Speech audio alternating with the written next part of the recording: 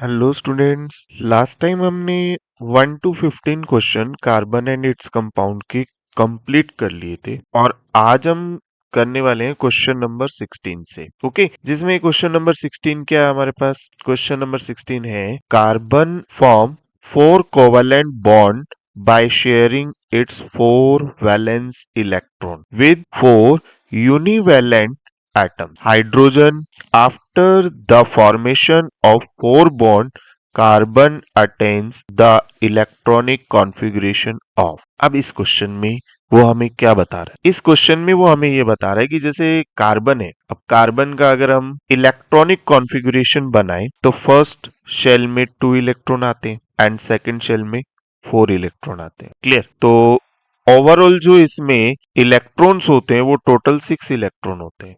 तो first shell में 2 electron हो गए, सेकंड में कितने हो गए? 4 हो गए। क्लियर? हो गए 6 इलेक्ट्रॉन। अब इसने क्या बोला कि अगर ये 4 इलेक्ट्रॉन की शेयरिंग करता है, clear, sharing it's 4 electron with 4 univalent atom. Clear? अब वो 4 इलेक्ट्रॉन जब शेयर कर रहा है तो इसमें 6 + 4 टोटल कितने इलेक्ट्रॉन हो जाएंगे? 10 इलेक्ट्रॉन हो जाएंगे। अब 4 इलेक्ट्रॉन अगर वो शेयर करेगा किसी के साथ तो टोटल कितने इसमें हो जाएंगे? 10 इलेक्ट्रॉन हो जाएंगे। अब 10 इलेक्ट्रॉन होंगे तो उसका इलेक्ट्रॉनिक कॉन्फ़िगरेशन क्या होगा? 2,8।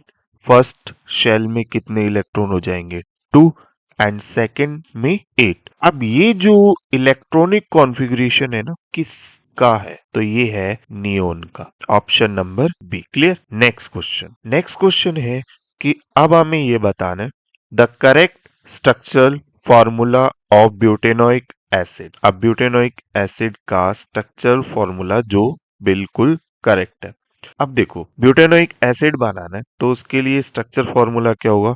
उसके अंदर हमें एसिड कौन सा? देखो, C डबल बॉन्ड O और OH जिसमें प्रेजेंट है वही ब्यूटेनोइक एसिड होगा, क्योंकि सब में जो कार्बन एटम्स है ना, फर्स्ट वाले में भी कितने कार्बन एटम्स हैं? 4 कार्बन एटम्स हैं। इसमें भी 4 कार्बन एटम्स हैं। इसमें भी 4 कार्बन एटम्स हैं। ठीक है, और इसमें कितने हैं? 5 कार्बन एटम्स हैं। ठीक है, तो हमें कितने चाहिए ब्यूटेनोइक के लिए? 1 कार्बन एटम किसमें होता है? मेथ, एथ, प्रॉप एंड ब्यूट। तो ब्यूटेन बनाने के लिए 4 कार्बन एटम्स की जरूरत होती है। क्लियर? तो अब हम देखते हैं कि हमारा ये वाला ग्रुप, फंक्शनल ग्रुप, किसके अंदर प्रेजेंट है? तो ये है हमारा ऑप्शन नंबर ए में। देखो यहाँ पर है ना, तो ये हो गया हमारा ऑप्शन नंबर ए। ये ब्यूटेनोइक एसिड होगा। क्लियर? अगर हम इसको देखें बी वाले को, तो बी वाला क्या होगा? देखो, 4 कार्बन एटम है, ब्यूट, और ये जो है एल्कोहल ग्रुप से बिलोंग कर रहा है, OH है इसमें। क्लियर? नेक्स्ट क्वेश्चन देखते हैं। नेक्स्ट क्वेश्चन है a few organic reactions are given. हमें कुछ यहाँ पर ऑर्गेनिक रिएक्शंस गिवन है। Which of the reaction is not named correctly. ऐसी कौन सी रिएक्शन है जिसका नाम सही नहीं लिखा हुआ? अब देखो, ये हमारी स्पॉनिफिकेशन है, बिल्कुल सही है ये। ठीक है, तो ये हो गया हमारा saponification. Option number B, saponification. ये हमारा ईस्टर फॉर्मेशन, एस्ट्रिफिकेशन, और ये हमारा डी कार्बोक्सिलेशन, ये भी सही है। तो ऑप्शन नंबर ए। क्यों? क्योंकि ये जो हमारा CH3COOH होता है ये एसिटिक एसिड होता है। क्या होता है ये हमारे पास? ये एसिडिक एसिड होता है। क्लियर? ये कंबशन नहीं होता, एसिटिक एसिड होता है, इसीलिए ऑप्शन नंबर ए। क्लियर? अब नेक्स्ट क्वेश्चन जो आता है, 2 compounds X and Y have same molecular formula. Formula क्या है? C3H6O2। Identify the functional group and structure formula X and Y। अब हमें X और Y के क्या करने हैं? सेम फंक्शनल ग्रुप फाइंड करना है और ये बताना है कि ये सेम मॉलिक्यूलर फॉर्मूला होगा। सेम मॉलिक्यूलर फॉर्मूले का मीन्स ये हो गया कि उसमें कार्बन भी उतने होंगे, हाइड्रोजन भी उतने होंगे और ऑक्सीजन भी उतने होंगे। क्लियर? समझ गए ना? अब देखो, इसमें चेक कर लो। तो हम देखते हैं, पहले फर्स्ट वाले में ही देख लेते हैं। एक्स में कार्बन कितने हैं? 1 2 3, 3 कार्बन। चलो ठीक है। हाइड्रोजन देखते हैं, 3 और 2 5, 5 और 1 6। चलो ये भी ठीक है। ऑक्सीजन देखते हैं तो ऑक्सीजन 1 ही है, 2 नहीं है। तो मतलब ये तो क्रॉस ही हो गया। ऑप्शन नंबर डी में देखो, ऑप्शन नंबर डी में अगर हम देखते हैं कार्बन 1 2 3, 3 कार्बन हो गए, क्लियर। हाइड्रोजन देखते हैं, हाइड्रोजन हो गया कितना, 3 और 2 5 और 1 6 हो गया। चलो ये भी क्लियर है। ऑक्सीजन कितना है देखो 2, तो मतलब ये है। और अब इसमें वाई में भी चेक कर लेते हैं, क्योंकि वाई और एक्स दोनों सेम होने चाहिए। अब दोनों में फंक्शनल ग्रुप कौन कौन से हैं वो देखो यहाँ पर। फर्स्ट वाले में functional group COOH and COO clear. CH3COO CH3। अब इसमें कार्बन कितने हैं, 1 2 3, 3 कार्बन हो गए। और हाइड्रोजन कितने हैं, 3 और 3 6। और ऑक्सीजन कितने, 6। तो देखो सेम फंक्शनल ग्रुप जो है, मॉलिक्यूलर फॉर्मूला सेम होना चाहिए। फंक्शनल ग्रुप अलग हो सकता है, लेकिन मॉलिक्यूलर फॉर्मूला सेम पूछ रहा है वो। सेम मॉलिक्यूलर फॉर्मूला किसमें होगा, तो ऑप्शन नंबर डी आ जाएगा इसमें, समझ गए। और उसने हमसे ये भी पूछा गया था कि फंक्शनल ग्रुप को आइडेंटिफाई करना है। तो फर्स्ट वाले में, एक्स वाले में फंक्शनल ग्रुप क्या है, COOH। और सेकंड वाले में COOR, क्लियर। COOH जो है वो कार्बोक्सिलिक एसिड है, ओके। और अगर हम देखते हैं ना इसको, वाई वाले को, तो वाई वाले की स्ट्रक्चर कैसी बनती है, देखो वाई वाले की स्ट्रक्चर देखते हैं, देखो CH3 single bond, COO CH3 Easter. ये क्या है, इतना पार्ट ईस्टर, क्लियर। तो ऑप्शन नंबर डी आएगा इसमें, clear. Molecular formula same. Next question है 20 number question. In the soap micelle, देखो सॉप मिसेल्स में क्या होता है कि जो आयोनिक एंड होता है सोप का, ionic end of soap is on the surface of the cluster. और जो हाइड्रोकार्बन चेन जो होती है, hydrocarbon chain is in the interior of the cluster. अब ये ऑप्शन जिसमें होगा वही ऑप्शन सही होगा। अब फर्स्ट वाले में क्या बोला, ionic end of the SOP is in the interior of the cluster and carbon chain is out of the cluster। But जो हाइड्रोकार्बन चेन जो है वो इंटीरियर ऑफ द क्लस्टर होता है। तो ऑप्शन नंबर ए रॉन्ग हो गया। Ionic and जो है वो कहाँ पे होता है, सरफेस ऑफ द क्लस्टर। और जो हाइड्रोकार्बन चेन जो है वो interior of the cluster, clear. अब इसमें बी वाले में क्या बोला, both ionic and carbon chain are in the interior of the cluster. ये भी रॉन्ग है। मैंने क्या बताया, ऑप्शन वही सही होगा जिसमें ये बोला जाएगा कि ionic end of the soap is on the surface of the cluster and the hydrocarbon chain is in the interior of the cluster. Option वही सही होगा, ठीक है। तो देखते हैं सी और डी ऑप्शन क्या है। सी ऑप्शन है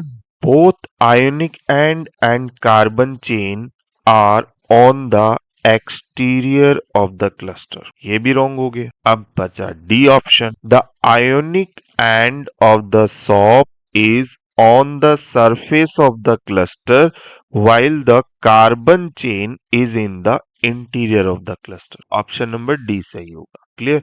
ये सॉप मिसाइल्स जो होते हैं वो इसी तरह होते हैं, ये आपको याद रखना है। अब देखते हैं question number 21। Which of the following gas is used in welding and cutting metals. तो देखो ये क्वेश्चन आपने नया पढ़ा होगा, क्योंकि एनसीईआरटी बुक में नहीं बताया गया। वेल्डिंग और जो कटिंग के लिए हम यूज करते हैं, कौन सी गैस का यूज करते हैं, तो वो है एथाइन गैस। किसका, ethyne gas. Option number B. Which of these is also name for ethanol. तो जिसमें OL आ गया मतलब क्या, अल्कोहल ग्रुप से होगा ना, सिंपल सी बात है। OL जिसमें आ गया वो अल्कोहल ग्रुप से होगा, तो उसका नाम क्या हो सकता है, एथाइल अल्कोहल। फॉर्मिक एसिड नहीं हो सकता, है ना, एसीटोन नहीं हो सकता, कुछ और हो ही नहीं सकता। जब वो अल्कोहल ग्रुप से बिलोंग करेगा तो एथाइल अल्कोहल एक ही ऑप्शन है, ऑप्शन नंबर डी हो जाएगा। नेक्स्ट क्वेश्चन देखते हैं 23। विच of the following compound contain carboxylic group. अब इसमें भी हमें साफ साफ पता चल जाएगा।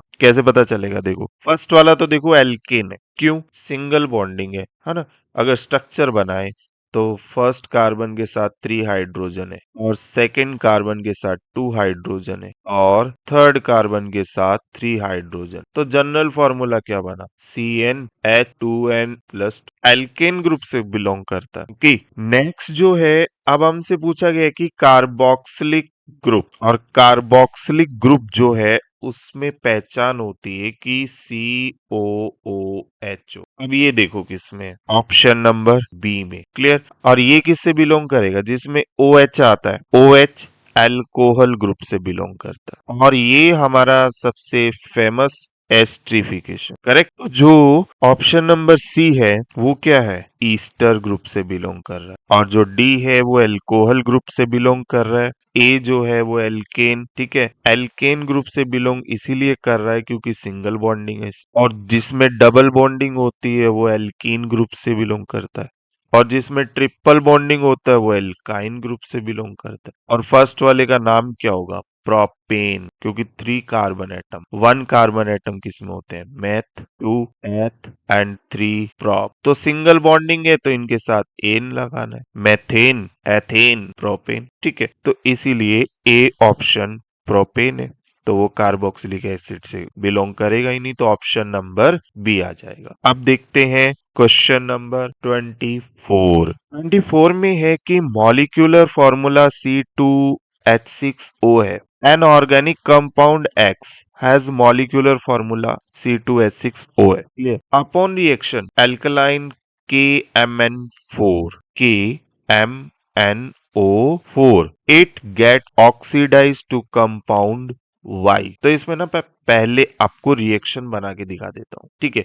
अब इसने हमसे पूछा क्या है, which of the following reagent can be use to distinguish between compound X and Y। अगर हम देखते हैं कि सपोज हमने लिया CH3COOH, ओके, और इसको हमने रिएक्ट करवाया सोडियम कार्बोनेट के साथ Na2CO3, तो हमारे पास रिएक्शन क्या आएगी? हमारे पास रिएक्शन आएगी CH3COONA, पढ़ी आपने, एनसीईआरटी बुक के अंदर है, और CO2 प्लस H2O, ये रिएक्शन है। अगर हम बैलेंस करें तो बैलेंस करने के लिए यहाँ पर 2 आएगा और यहाँ पर 2 आएगा, ये रिएक्शन कंप्लीट हो गई। क्लियर? अब हम लेते हैं किसको? अब हम लेते हैं कि CH3CH2OH, और इसको रिएक्ट करवाते हैं सोडियम कार्बोनेट के साथ। तो इसमें आपको नो रिएक्शन, कोई रिएक्शन नजर नहीं आएगी। समझे कि जो अल्कोहल है वो सोडियम कार्बोनेट के साथ रिएक्ट नहीं करता। अब अगर आप मॉलिक्यूलर फॉर्मूला देखोगे इसका, तो मॉलिक्यूलर फॉर्मूला ये अल्कोहल का, जिसमें कार्बन 2 है, H6 है, और स्ट्रक्चर बनाए तो इस टाइप से बनेगी। फर्स्ट वाले कार्बन के साथ कितनी है? 3 हाइड्रोजन है, और सेकेंड कार्बन के साथ कितने हाइड्रोजन है? 2 हाइड्रोजन है। क्लियर? और थर्ड जो है वो OH है। तो ये है इसका मॉलिक्यूलर X जो कंपाउंड था वो ये अल्कोहल था, और जो अल्कोहल है वो सोडियम कार्बोनेट के साथ रिएक्ट नहीं करता, इसीलिए ऑप्शन नंबर डी आएगा इसका, सोडियम कार्बोनेट। क्लियर? यही दोनों में डिफरेंस है। Okay, next question, ethane with the molecular formula C2H6। तो पहले स्ट्रक्चर बनाते हैं। C2 कार्बन एटम हो गए, और हाइड्रोजन एटम कितने हो गए? 6, क्योंकि वो साफ साफ बोल रहे हैं एथेन है। एथेन का meaning alkane group, single bonding. Clear?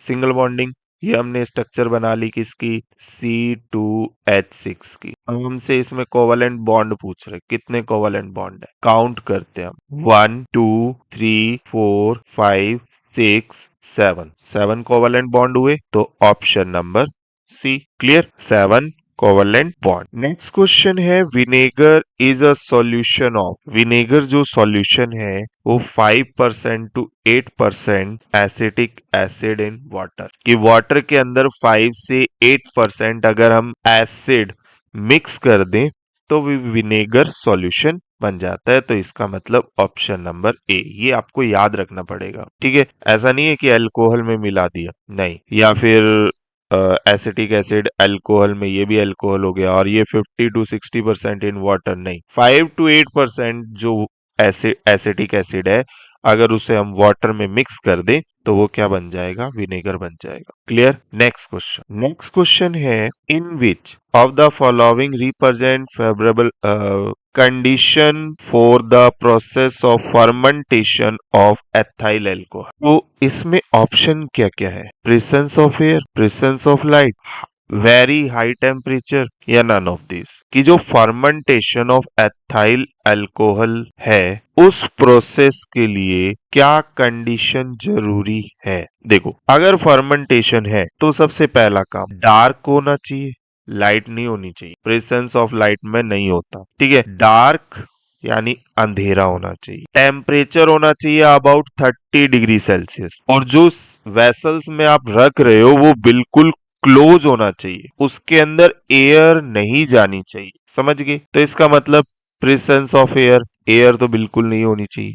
ऐसा कंटेनर होना चाहिए। जब फर्मेंटेशन करवा रहे हो तो फर्मेंटेशन की कंडीशंस क्या क्या है। फर्मेंटेशन की कंडीशंस हैं कि एक तो एयर टाइट कंटेनर होना चाहिए कि जो एयर है उसके अंदर एंटर ना कर पाए। दूसरा कि वो लाइट के कांटेक्ट में नहीं आना चाहिए, डार्क बिल्कुल अंधेरा होना चाहिए। समझ गए। वेरी हाई टेम्परेचर, नहीं, इतना भी ज्यादा टेम्परेचर हाई नहीं होना चाहिए, अबाउट 30 डिग्री सेल्सियस नॉर्मल। तो ये भी गलत हो गया।